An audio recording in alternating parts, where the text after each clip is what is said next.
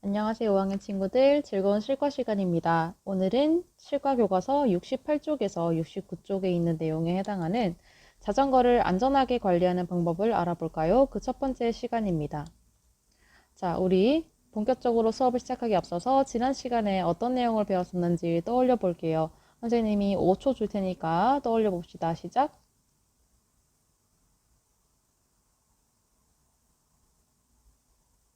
자, 다들 떠올려 보았나요? 좋아요. 선생님이랑 같이 배운 내용을 점검해 봅시다. 첫 번째로 자전거의 역사에 대해서 배웠었죠. 우리가 최초의 자전거, 두 발로 걸어 다니지만 나무 바퀴가 달려있는 그런 자전거에서부터 우리가 현재까지 잘 쓰고 있는 세이프티 모형의 자전거까지 이렇게 역사도 알아보았고, 자전거의 장점 5가지도 알아보았었죠. 자전거는 굉장히 환경을 지킬 수 있고 공간을 절약하며 하루에 30분씩 자전거를 타면은 비만과 성인병 예방에 도움이 되고 건강해지는 그런 다양한 장점이 있었죠. 이러한 장점들이 많기 때문에 전 세계적으로 자전거를 많이 타는 나라들이 있습니다. 중국도 있었고, 그리고 유럽, 그리고 일본과 같은 국가도 있었죠. 이렇게 우리는 지난 시간에 자전거에 대해서 더 부가적인 내용들을 알아보았는데요. 오늘은 본격적으로 수업을 시작하기 앞서서 선생님이 약간 좀 잔인할 수도 있는 이런 그림을 한번 가지고 와봤습니다. 자, 이 그림은 어떤 그림인가요? 그렇죠. 어떤 자전거를 타는 사람이 자전거에서 넘어져서 머리를 꽈당하고 박는 그런 장면이네요. 그쵸? 그런 그림인데 여러분들은 이렇게 자전거에서 자전거 사고가 났다거나 혹은 자전거가 고장난 경험이 있나요? 여러분들이 있다면 잠시 생각을 해보거나 아니면 주변 친구들에게 한번 이야기를 해보세요. 서진님 같은 경우에는 자전거에 체인이 빠져서 굉장히 고생을 한 경험이 있는데요. 그리고 자전거에 바람이 빠져서 그걸 모르고 운전을 하다가 자전거 바퀴가 펑크가 난 적도 있어요. 이렇게 우리는 자전거를 아주 편리하게 이용하고 있지만 그만큼 안전하게 타는 것이 중요합니다. 우리가 평소에 자전거를 잘 관리해 두지 않으면 선생님이 그랬던 것처럼 자전거를 탈 때 위험한 사고가 날 수 있는데요. 이를 예방하기 위해서는 자전거의 상태를 잘 점검하고 안전하게 관리하는 방법을 익히고 실천하는 자세를 가져야 합니다. 그래서 이번 시간의 학습 목표는 바로 자전거를 안전하게 관리하는 방법을 알고 실천할 수 있다입니다. 다 같이 한번 따라해 볼까요? 자전거를 안전하게 관리하는 방법을 알고 실천할 수 있다. 이러한 학습 목표를 가지고 우리는 본격적으로 수업을 시작해 보겠습니다. 자, 첫 번째로 자전거의 어떤 부위를 점검을 해봐야 되냐면, 자, 이렇게 빨간색 표시가 되었죠. 바퀴입니다. 타이어를 안전점검을 해야 되는데요. 타이어 안전점검은 이러한 체크리스트가 있는데, 여러분들도 한번 체크해보세요. 공기의 양이 알맞게 들어있나요? 찢어진 곳은 없나요? 홈이 닳지 않았나요? 여러분들이 자신의 자전거를 한번 점검해보고, 이러한 체크리스트에 한번 체크를 해보세요. 가장 안전하게 관리할 수 있는 타이어의 정도는 바로 안장에 앉았을 때 타이어와 지면이 7에서 10cm 정도 닿는 것이 적당합니다. 자, 예를 들어서 이런 타이어 같은 경우에는 지금 바람이 빠져 있죠.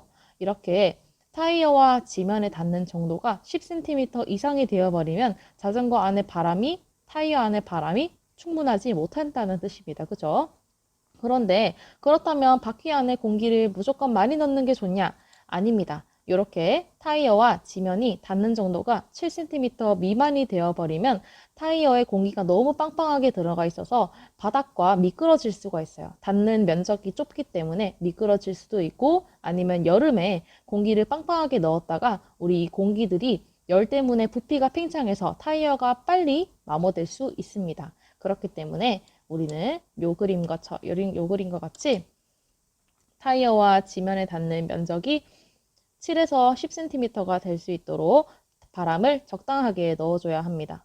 그래서 만약에 공기의 양이 알맞지 않다면 바퀴의 밸브를 통해서 공기를 넣거나 빼야 합니다.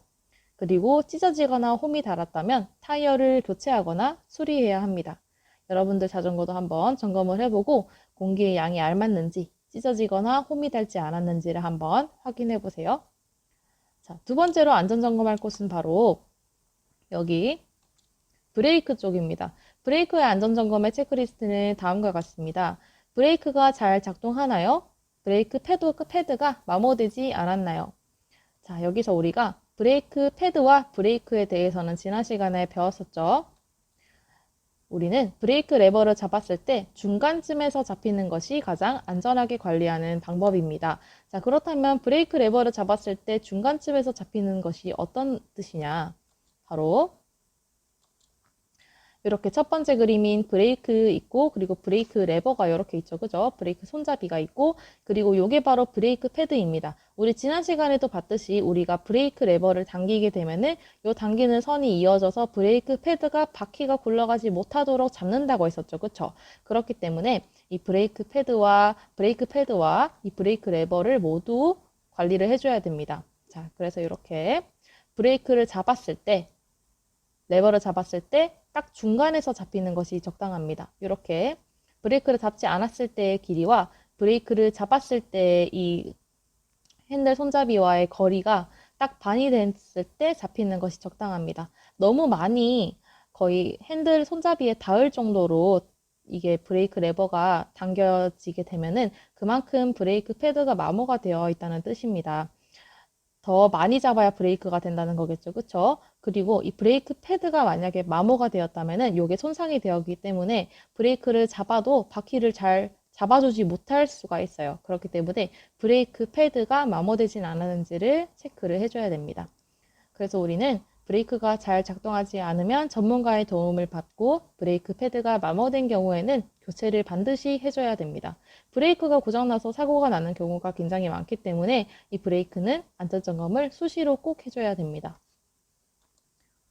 그 다음 우리가 점검해야 할 곳은 바로 여기 체인인데요. 체인에 마모되거나 부식되거나 늘어짐이 없고 부드러운지, 그리고 체인이 잘 걸려 있는지를 체크를 해야 됩니다. 그래서 우리가 체인을 안전하게 관리하기 위해서는 체인이 10에서 20mm 정도 눌리는 것이 적당합니다. 이게 무슨 뜻이냐면 체인을 손으로 눌러보았을 때 너무 많이 눌려지거나 아니면 너무 단단하게 눌려지는 게 아니라 10에서 20mm 정도 눌려질 때가 가장 적당하다는 뜻입니다. 그리고 만약에 체인이 마모되거나 부식 혹은 늘어짐이 있다면 교체 또는 수리하고, 뻑뻑하다면 기름칠을 해줘야 됩니다. 체인이 부드럽게 이렇게 돌아가야 그만큼 자전거도 부드럽게 돌아가겠죠. 그쵸? 그러니까 기름칠도 꼭 해줘야 되고, 체인이 빠져 있다면 체인을 반만 걸친 채로 천천히 페달을 돌려가며 걸어준다. 요거는 체인을 우리가 한 번에 걸 수가 없어요.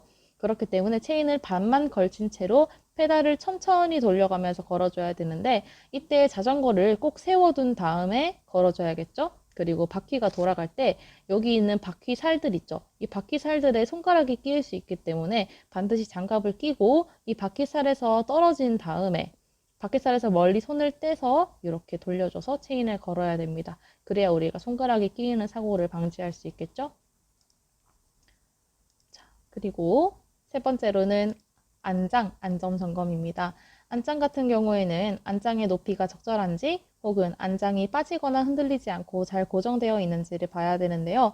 안장의 높이가 가장 적절하기 위해서는 안장에 앉았을 때 양발의 끝이 지면에 닿을 정도가 적당합니다. 그렇다면 우리가 이 첫 번째와 두 번째에서 적절한 안장의 높이는 뭘까요?